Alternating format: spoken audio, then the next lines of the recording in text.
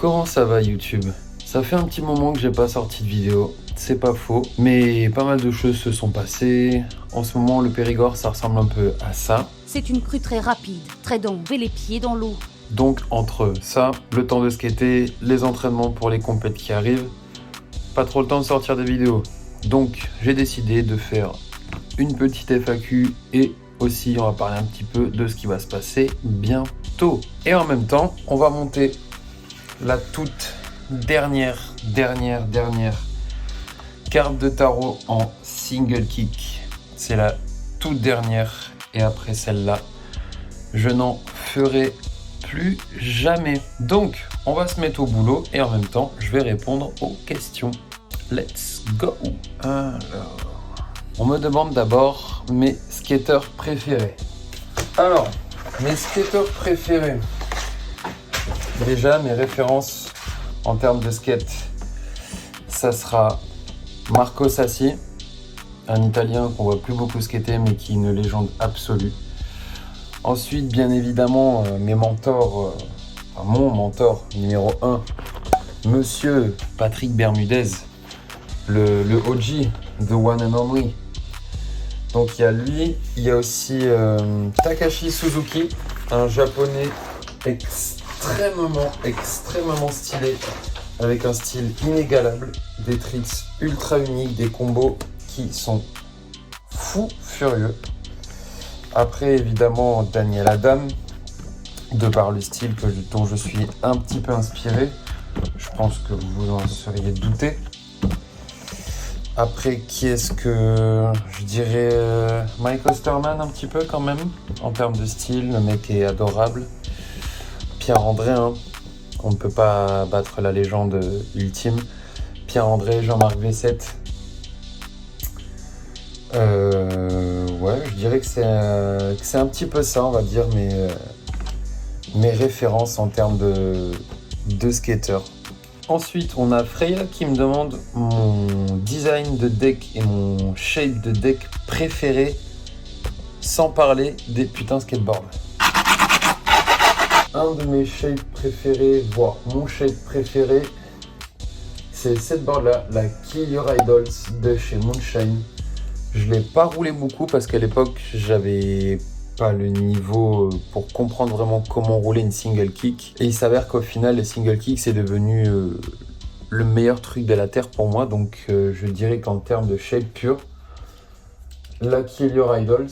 Et en double kick, j'avoue que j'ai énormément aimé la Denham, mais je dirais plutôt la Marius Constantine.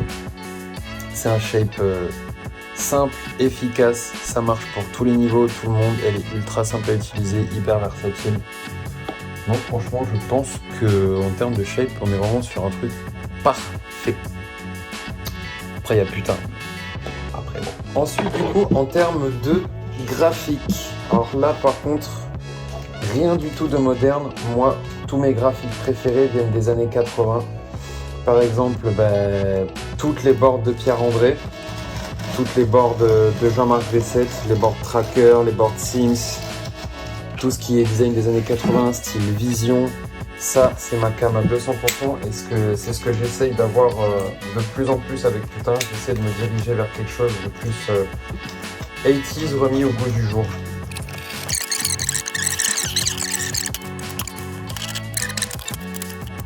Ensuite, autre question de Freya qui me demande quel est le meilleur contest où j'ai été et pourquoi.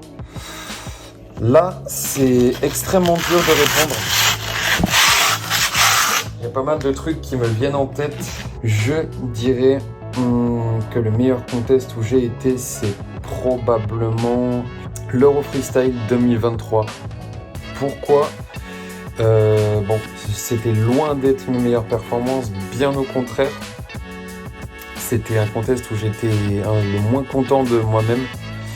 Mais ce que j'ai aimé, c'est vraiment toute cette effervescence de personnes, de freestylers. On avait l'impression de se connaître, une grande famille de 100 freestylers, c'est quand même assez ouf. Et il y a vraiment quelque chose d'unique. C'est une atmosphère incroyable. Et surtout, ce qui m'a marqué, c'est le Community Award. We have seen a lot of guys out of his hand and the new brand and formed a good team. It goes to France, to Stefan Lago.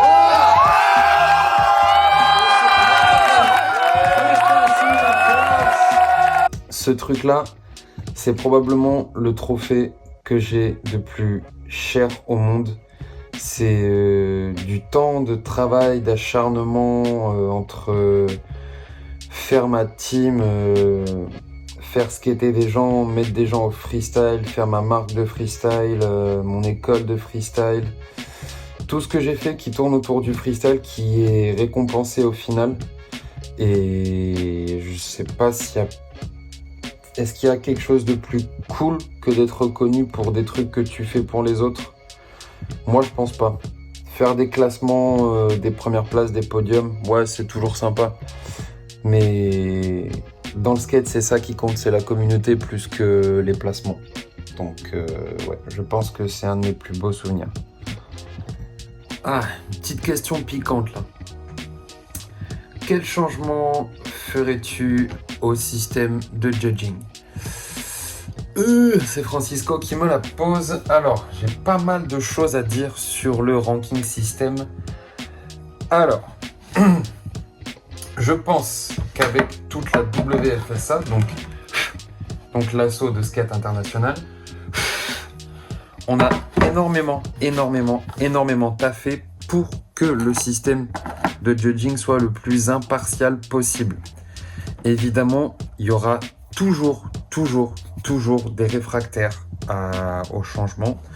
Ce que je peux comprendre en soi, parce que bon, ça reste du judging. Chacun voit le freestyle un peu à sa manière, donc je conçois totalement. Maintenant, de là à ce qu'il y ait des embrouilles tout le temps à cause de ça, j'ai du mal à le comprendre. Donc, moi, en termes de changement, qu'est-ce que je pourrais changer? Je changerais le point suivant. On a mis des caps pour tout ce qui est tricks en foot plant, en no comply et tout ça. Ça ne doit pas dépasser 2 points. Il y a certains tricks, je pense à Rhys Archibald qui a des créations maison extrêmement stylées à base de no comply. Et des tricks dérivés un peu du street qui, à mon avis, il ne faut pas négliger non plus. Donc le cap peut-être pour moi de 2 points est un peu faible. Et un truc aussi que moi j'ai du mal à assimiler, c'est qu'il y a une sorte de cap plus ou moins, on va dire que pour des jitters, des manuals, des cocos, que vous en fassiez un long de 20 km et que vous en fassiez un court de genre 2 mètres, qu'il soit propre ou pas, ça comptera à peu près pareil. Ça, c'est un truc que moi, j'accroche pas à ça. J'accroche pas. Quand je vois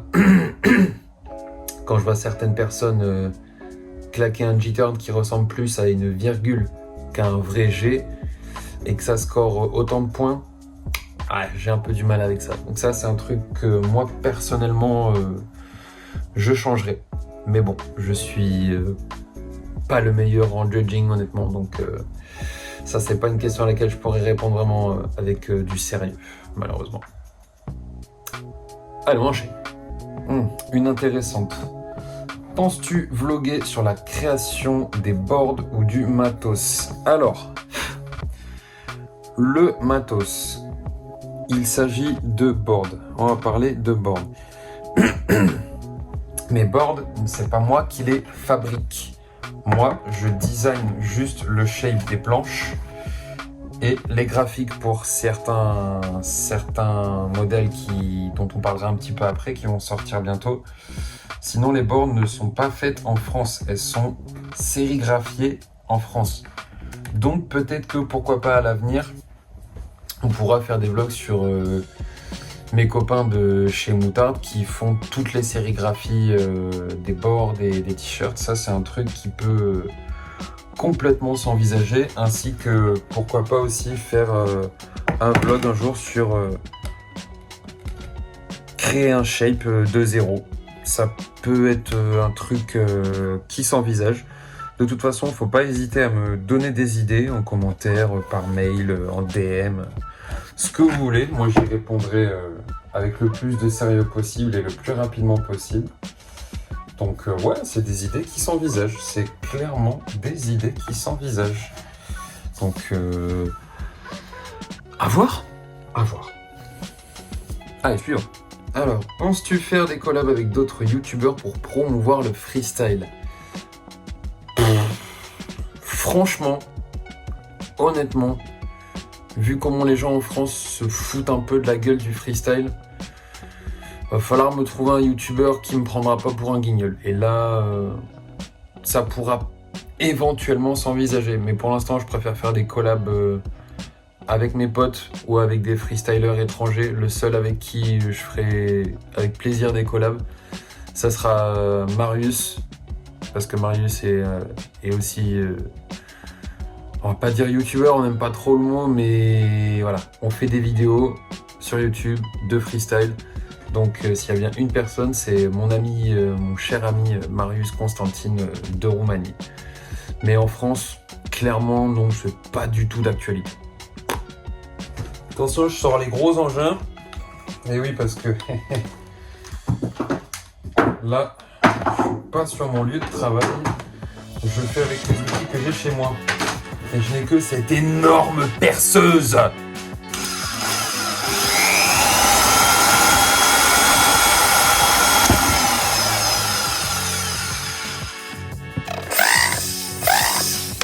Alors, autre question. Ah bah tiens, parlons de Marius. Marius qui me demande, Japon cette année? Alors, Japon cette année, totalement possible sous certaines conditions. Donc, il y a des annonces que je ne peux pas encore faire parce qu'elles ne sont pas officielles. Mais ma vie va pas mal bouger dans les semaines et les mois à venir. Donc, Japon, si je trouve des sponsors, si j'arrive à réunir l'argent nécessaire pour partir au Japon faire ce contest, évidemment que oui, je fonce tête baissée. Et c'est aussi l'occasion, du coup, ça sera la bonne occasion de faire un voyage de noces avec ma femme, sachant qu'on n'en a toujours pas fait. Donc, Japon cette année, I don't know.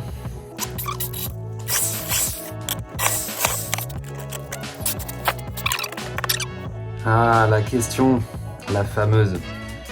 Est-ce qu'on va faire une vraie asso française de freestyle et faire avancer le schmilblick? JTM, signé Pipex. Ah, alors, là on parle de choses d'adultes. L'asso de freestyle française devrait voir le jour très bientôt, car c'est quelque chose qui est plus que nécessaire à notre niveau maintenant, sachant qu'on a une fédération qui n'est pas non plus, voilà, pas très regardante sur ce qui se passe en skate. Elle est plus là pour le roller qu'autre chose, et je pense qu'on a les mêmes problèmes dans pas mal de pays. Donc oui, effectivement, c'est le truc envisagé depuis longtemps, on discute avec pas mal de monde, dont je ne citerai pas de nom encore, donc c'est pas officiel. Mais oui, ne vous inquiétez pas, c'est quelque chose qui va arriver très vite, et on espère que vraiment ça fera avancer notre discipline qui est beaucoup trop oubliée, voire moquée.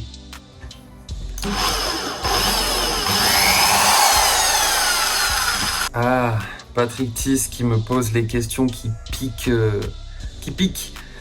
Qu'est-ce qui s'est passé avec putain? Alors, qu'est-ce qui s'est passé avec putain? Effectivement, on a frôlé la catastrophe plus d'une fois. Largement plus d'une fois. Maintenant, pourquoi? On a pas mal de raisons à ça.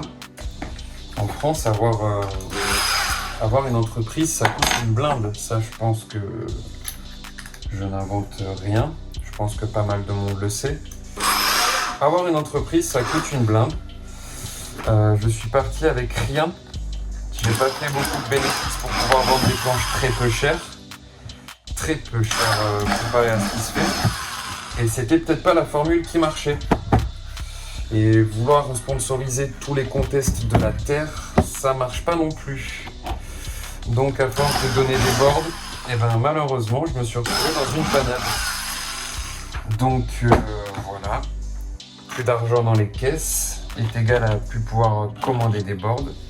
Et il y a toujours des trucs à payer, le site et bien d'autres choses.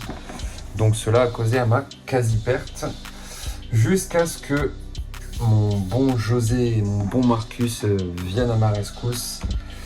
Et grâce à eux, qu'on peut remercier 1000 fois, envoyez-leur toute la puissance dès que j'arrive. Ben, grâce à eux, on est encore là. Donc voilà. Et ouais, c'est tout. C'est bien déjà, non? Ensuite, j'ai une autre question, toujours de Patrick, qui me demande un peu l'inverse de la question, pas ce qui s'est passé, mais qu'est-ce qui est fort avec putain. Donc, déjà, truc numéro 1, c'est ma team. J'ai une team de déglingos.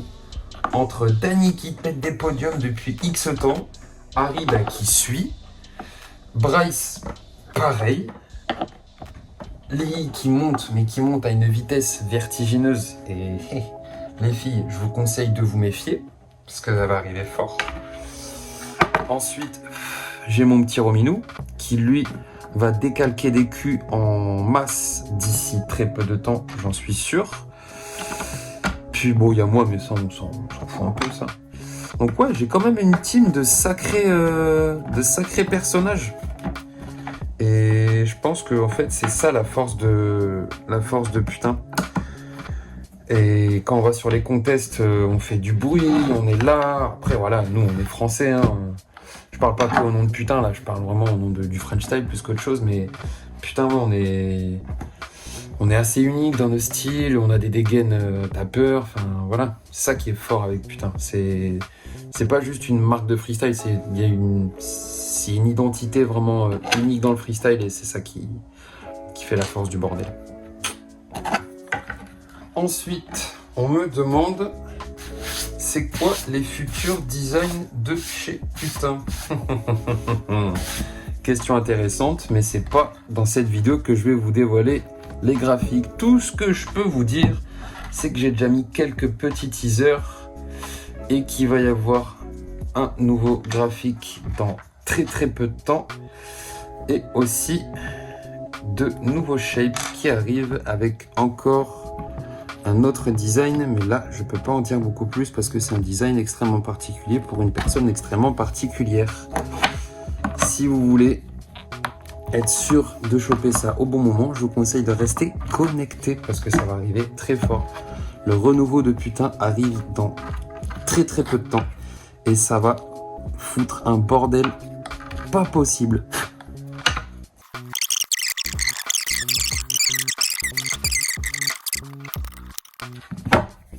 Autre question qu'on me pose, quelle est ta plus grande fierté en freestyle?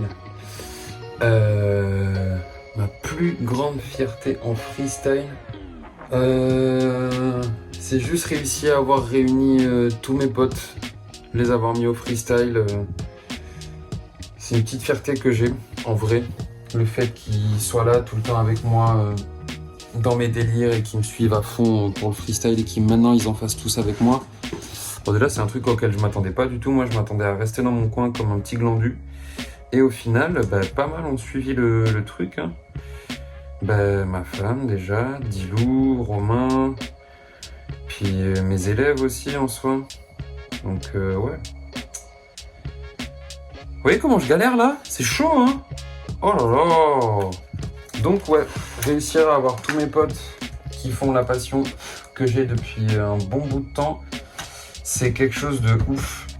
Parce que c'est bien de rencontrer des gens par le biais de ta passion, mais est-ce que c'est pas encore mieux de réussir à mettre tes potes à ta passion? Et là, ça prend vraiment une petite dimension assez différente. C'est assez cool.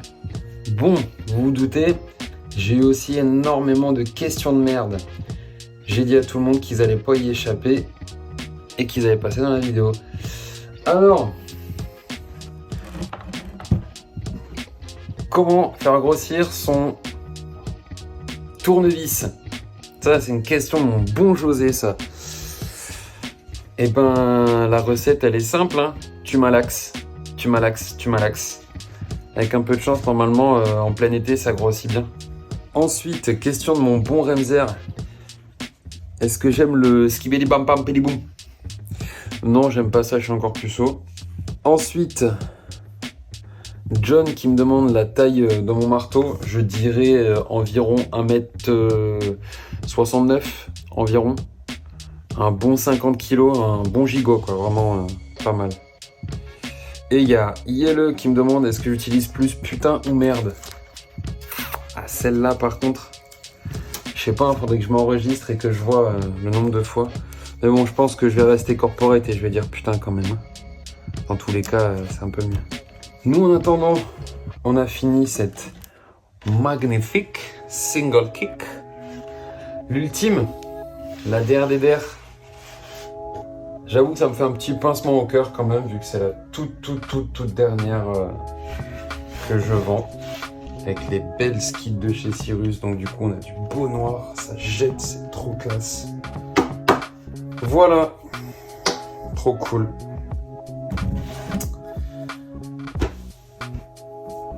Bon, eh bien, je pense que maintenant vous savez un petit peu tout sur l'avenir de la marque. J'ai hâte de voir comment 2025 se profile. Ça va être une année de dingue, je pense, même si l'année est déjà bien entamée. Allez,